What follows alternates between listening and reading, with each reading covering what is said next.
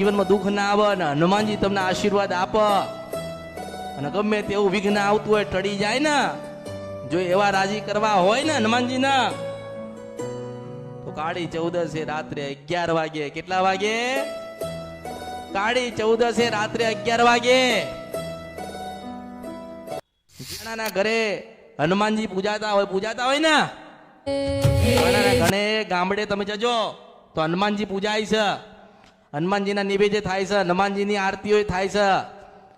હનુમાનજી બેઠ્યા છે તમારી પેઢીઓમાં, અમુકની પેઢીઓમાં બેઠ્યા હોય તો મારો અવાજ ને મારો સાદ જ્યાં સુધી જતો હોય તમારે તમારા હગાવાલાને ત્યાં મોકલજો, હું મેલડી છો. એ કાળી ચૌદસ ના દિવસે જો હનુમાનજીને રાજી કરવા હોય ને હનુમાનજીની કૃપા લેવી હોય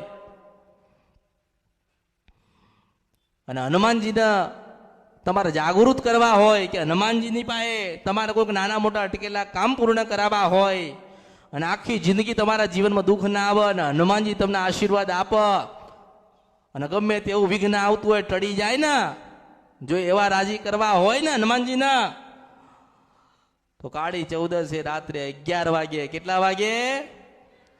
કાળી ચૌદસે રાત્રે 11 વાગે જે પૂજા પાઠ કરતો હોય, પુરુષ હોય જે પૂજા પાઠ હનુમાનજીનો કરતો હોય, એને લાલ કલરનું વસ્ત્ર ધારણ કરવું. શું કરવું? લાલ કલરનું વસ્ત્ર ધારણ કરવું. એમાં સીવેલું હોવું ના જોઈએ. લાલ કલરનો ધોતિયું પહેરવું, સીલેલું હોવું ના જોઈએ. હનુમાનજીની પાસે જવાનું.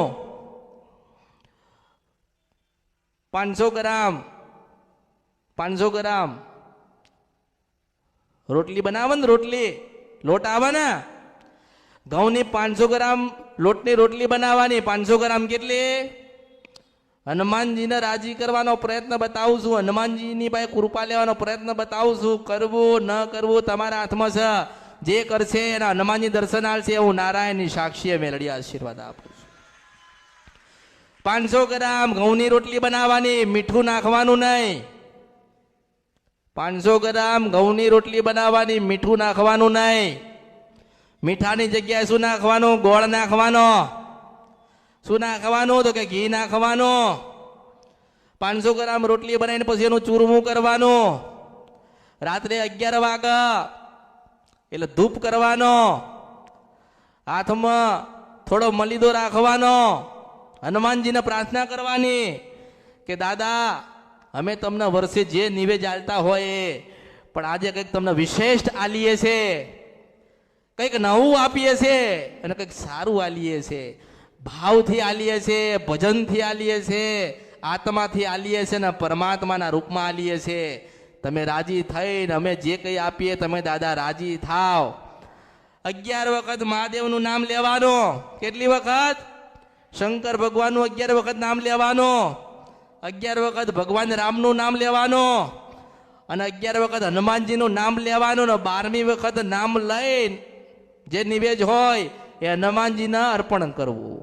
ધૂપની અંદર મલિદાનું નિવેદ હોય એ અર્પણ કરવું અને હનુમાનજીને પ્રાર્થના કરવી કે દાદા, હજારો લાખો ને કરોડો ગુના થયા પણ તમે ક્ષમા કરો, તમે રાજી થાવ, અમને કંઈક માર્ગ બતાડો. અમારા જીવનમાં દુઃખ હોય તો તમે કંઈક માર્ગ કરી આલો.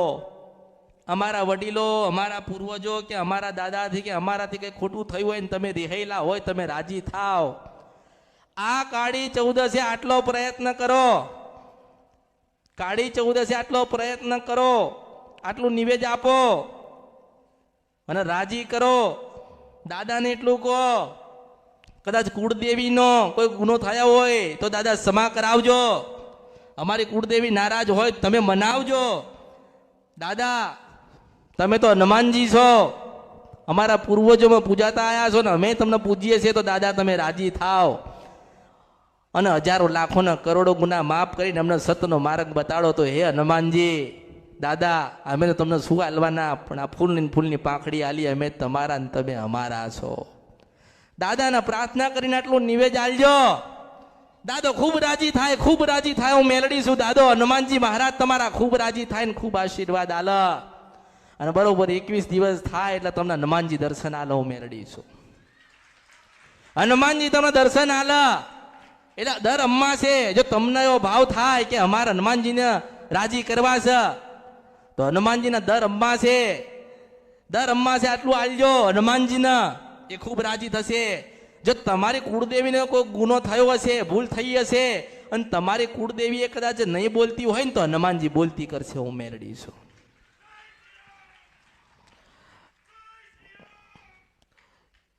એટલે આ તો જેને પાયે હનુમાન છે, જેની પાયે હનુમાનની ઓળખ છે, જે હનુમાનને લઈને બેઠ્યો છે, એના માટે ખાસ સંદેશો છે. ઓળખો. એટલે તમારા જે કઈ પેઢીમાં હનુમાનજી બેઠ્યા હોય, તો કાળી ચૌદસે આટલું કરવાનું રહી ના જાય, આટલું કરવાનું ભૂલી ના જવાય.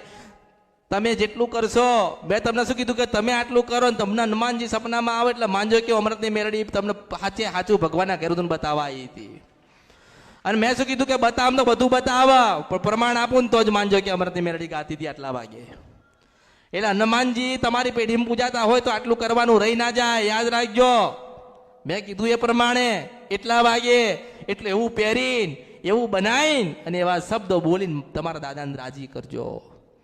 ખૂબ રાજી થશે, ખૂબ રાજી થશે. ને તમને એવું લાગે કે હનુમાનજીને જ્યારથી આલ્યું છે ત્યારથી ઘરમાં બધું સુખ શાંતિ ને સમૃદ્ધિ થવા માંડી છે, આપણી માના આશીર્વાદ આપણા ઉપર મળ્યા હોય ને એવું આપણને લાગે છે. તો યાદ રાખજો કે દર અમાસે રાત્રે 11 વાગે આટલું કરવાનું ભૂલતા નહીં, આટલું આલવાનું ચૂકી ના જતા. મારી જરૂર નહીં પડે, હનુમાનજી આપો આપ તમને માર્ગ બતાડશે, હું મેરડી છું. હનુમાનજીને કોઈક લાડવા નતા. હનુમાનજીને શું હતું નિવેદમાં? મલીદો હતો. શું હતું? હનુમાનજીને મલીદો હતો. 5 રોટલીઓનો મલીદો ખાતા હતા હનુમાનજી. ઘી ગોળનું ચૂરમું ખાતા હતા. અત્યારે તો લાડવા આયા. લાડવા ખાય છે હનુમાનજી, રોટલા જ ખાય છે. ખવડા વાળા ગતારિયા તમારા વડીલો હતા ને, એને મલીદો આલતા હતા. અને જે હનુમાનજી લઈને બેઠા છે એને પૂછજો, આજની તારીખમાં એ લોકોના ઘરે નિવેદ થતા હોય ને, મલીદાનું આલસ હું મેળડી છું.